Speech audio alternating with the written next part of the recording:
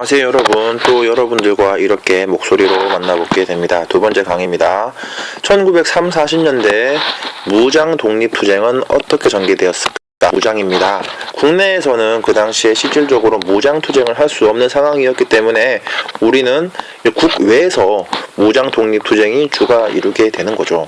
그리고 국내에서도 독립운동을 할 수 없었기 때문에 많은 사람들이 이렇게 국외로 와서 많은 독립운동 투쟁을 했습니다. 그러면 국외에서 어떠한 식으로 독립운동이 전개되었는가를 한번 살펴봅시다. 학습 목표입니다.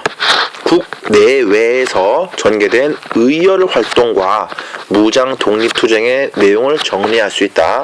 그리고 두 번째, 광복군의 활동을 설명할 수 있다가 되겠습니다. 의열투쟁, 의열활동, 그게 뭐였죠? 그렇죠. 의를 맹렬히 한다라는 그 뜻이었습니다. 쉽게 말해서 우리는 김원봉의 의열단을 통해서 알 수 있는데, 이러한 폭탄이나 권총 이런 것들로서 요인을 암살하고 건물을 부수고 하는 활동, 그런 활동을 우리는 의열 활동이라고 했습니다. 그럼 이에 반대돼서 무장 독립투쟁은 무엇을 말하는 것인가? 말 그대로 무기를 가지고 무장한 상태에서 어느 정도의 무리를 만들어서, 군대를 만들어서 독립투쟁, 전쟁을 했다, 이런 식으로 정리가 되는 거죠. 그러니까 이게 많은 소수였다면 요거는 다수의 사람들이 모여가지고, 대가 아니지 다수의 사람들이 모여가지고 이렇게 했다는 것을 알면 되겠습니다. 그리고 이러한 의열투쟁과 무장 독립투쟁이 하나로서 묶이는 맥락이 한국 광복군이었다, 이런 식으로 이해를 하고 넘어가도록 할게요. 그럼 먼저 의열활동에 대해서 한번 확인을 해보도록 할게요. 의열활동입니다. 한인애국단이에요. 1번입니다. 20년대 후반 대한민국 임시정부는 일제 탄압과 감시, 그리고 내부 분열 등으로 침체에 빠졌습니다. 이렇게 이해하면 되는 거죠. 1920년대 후반에 경제공황이 터지면서 일제가 선택한 방법은 바로 전쟁이었습니다. 즉슨 이러한 전쟁을 수행하기 위해서 우리 민족을 더더욱 이렇게 압박하고, 그리고 더더욱 못살게 굴었죠. 우리는 그러한 정책을 뭐라 불렀죠? 네, 그렇습니다. 민족 말살 정책, 민족 말살 통치라고 이야기를 했어요. 즉슨 조선반도 내에서 예전과 마찬가지로 이렇게 독립 자금을 모으고, 그리고 이런 독립운동을 하기가 더더욱 더 어려졌다는 말이 되겠습니다. 즉슨 임시정부를 보내는 돈 모으기가 쉽다, 어렵다? 어려워졌다는 이야기죠. 그러니까 돈을 보내기가 이렇게 어려워진 거예요, 임시정부로.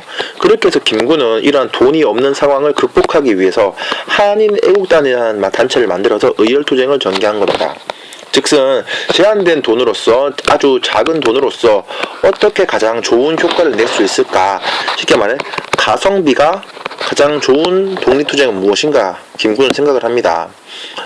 적은 돈으로 군대를 만들기도 그렇고, 그렇다고 이 적은 돈으로 외교를 하기도 그래. 어떡하지? 할 수 없다. 폭탄을 들고, 아주 저렴한 폭탄을 들고 이것을 이용해서 독립운동을 하자. 그렇게 하면 최고의 가성비가 나올 것이다, 라고 김군은 생각한 거죠.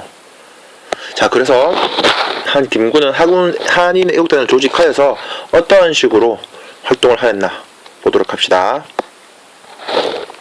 여기 잘못했네요. 여기가 아니라 지우고, 여기서 이렇게 해서 김군은 여기 2번으로 합니다. 한인애국단을 결성해서 의열투쟁을 전개하였다가 되겠습니다. 그러면 이러한 의열투쟁을 전개한 케이스는 얼마나 있는가 봅시다. 맨 처음에 애국단의 이봉창은 도쿄에서 일본 국왕 처단을 시도했습니다. 하지만 실패를 하게 되는 거죠. 그리고 2-2번으로 윤봉길은 상하이 홍코우 공원에서 일본군 장성을 죽이고 여러 관료에게 중상을 입혔습니다. 이봉창 의사와 윤봉길 의사는 여러분들이 익히 알고 있는 인물일 것입니다. 그런데 그에 반해서 우리가 전에 학습했던 의열단원들은 여러분들이 좀 낯설었죠? 그 차이는 뭘까요? 심지어 의열단의 활동이 더 앞에 있었는데도 불구하고, 그것은 우리가 김원봉이 우리의 기억 속에서 사라졌던 것과 비슷한 맥락입니다. 그러니까 우리는 이러한 의열단이나 한인애국단이나 다 기억을 하고, 그들의 이런 숭고한 희생에 대해서 이런 뭐라고 해야 될까요? 경의를 표해야겠죠. 고마움을 표해야겠고. 자, 어쨌든 이봉창과 윤봉길 이런 분의 활약을 통해 가지고 한인애국단이 활동을 하게 됩니다. 이분들은 이렇게 하시기 전에 이런 것들을 써가지고 이런 자신의 결의를 다지기도 하셨죠. 우리가 익히 봤던 사진입니다. 이렇게 태극기에 두고 사진을 찍는 거. 그리고 이런 것들의 배경은 바로 이 한인애국단의 활동이 바로 영화 암살의 배경이 되는 거죠. 거기서 활약했던 전지현과 뭐 그런 사람들이 활약했던 단체가 바로 이 한인 애국단이 되겠습니다. 그러면 이런 이봉창 의사와 그리고 윤봉길 의사가 활약했던 것을 영상을 통해서 한번 확인해 볼 텐데, 지금 본 영상은 약 5분 정도 길이에요. 일상 우리가 봤던 것처럼 이 영상을 볼 때 주관점이 뭐냐면, 그 밤하늘에 빛나는 별을 보기 위해서는 별도 많이 빛나야겠지만 그 주위가 그만큼 어두워야 합니다. 주위가 다 반짝여 버린다면, 아주 밝다면 우리는 별을 볼 수가 없겠죠. 즉슨 역사 속에서 이런 이봉창, 윤봉길 같은 분들이 반짝이는 이유는 바로 그 사이에서 엄청나게 많은 이름 없는 많은 분들이 희생을 했기 때문입니다. 우리가 전에 청산리 전투에서 봤듯이, 청산리 전투에서, 봉오동 전투에서 이름 없는 그 만주 땅에, 간도 땅에 있었던 우리 동들이 도와줘가지고 자신이 겨우 먹을 양식을 마련해준 것을 다 내놓고, 심지어 자신이 입고 있던 옷을 벗어가지고 독립군들에게 주고, 그런 분들의 희생이 없었다면 우리가 그러한 전투에서 이길 수가 없었던 것처럼 우리 독립운동에는 이름 없는 많은 분들이 계십니다. 아무튼 그런 분들을 한번 되새겨보면서 이 영상을 한번 보도록 할게요.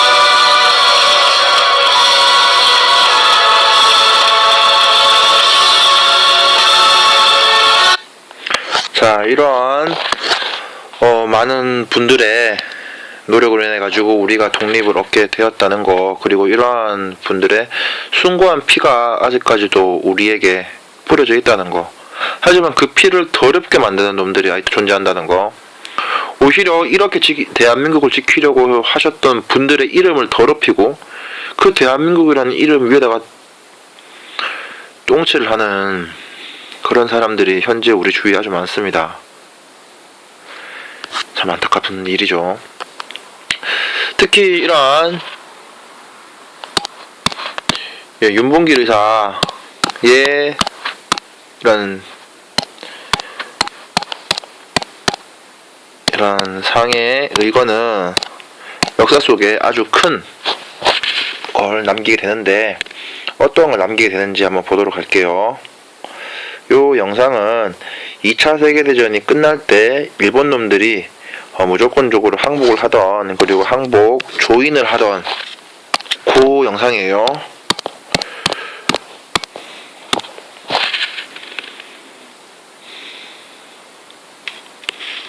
항복 서명인가?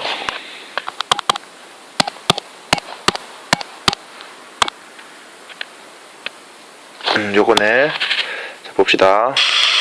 I now invite the representatives of the Emperor, Mr. Shigemitsu, 자, 누가 걸어옵니다. to the surrender table. 걸어와서 These 앉아서 dramatic first pictures were 어디 made by 불편해 보이죠? newsreel war correspondents and Army 자, AM. 이렇게 서명을 하고 Japanese have exactly 10 minutes. 빨리 해라. 서명을 하고